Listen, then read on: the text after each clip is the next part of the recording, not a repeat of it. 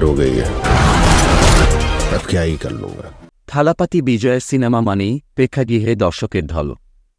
৫ September মুক্তি পেয়েছে তার নতুন cinema goat, greatest of all time. Record দিয়েই যাত্রা শুরু করলেন দক্ষিণের এই সুপারস্টার। প্রথম দিনেই বক্স অফিসে তাণ্ডব চালিয়েছে অভিনেতার সিনেমা। মুক্তির প্রথম দিনই বিশ্বব্যাপী ১০০ কোটির ক্লাবে প্রবেশ করেছে গোট।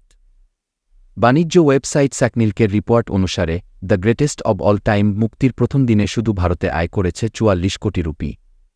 বিশ্বব্যাপী আয় করেছে ১০০ কোটি রুপি। তামিলনাড়ুতে ৩৯ কোটি এবং হিন্দিতে প্রায় ২ কোটির কাছাকাছি আয় করে সিনেমাটি। দ্বিতীয় দিনেও অগ্রিম বুকিং বেশ শক্তিশালী। মুক্তির প্রথম দিনে বিশ্বব্যাপী সবচেয়ে বেশি আয় করা তামিল সিনেমা লিও। গত বছর মুক্তিপ্রাপ্ত এ সিনেমা আয় করেছিল ১৪৬ কোটি রুপি।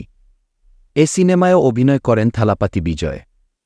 দ্বিতীয় অবস্থানে রয়েছে the greatest of all time ১০০ কোটি রুপি। গোট থালাপাতি বিজয়ের ৬৮তম সিনেমা। এতে বিজয়ের সঙ্গে আরও অভিনয় করেছেন প্রভুদেবা, মোহন, জয়রাম, যোগী বাবু, মীনাক্ষী চৌধুরী, লায়লা প্রমুখ। সিনেমাটির বাজেট ৩৭৫ কোটি রুপি।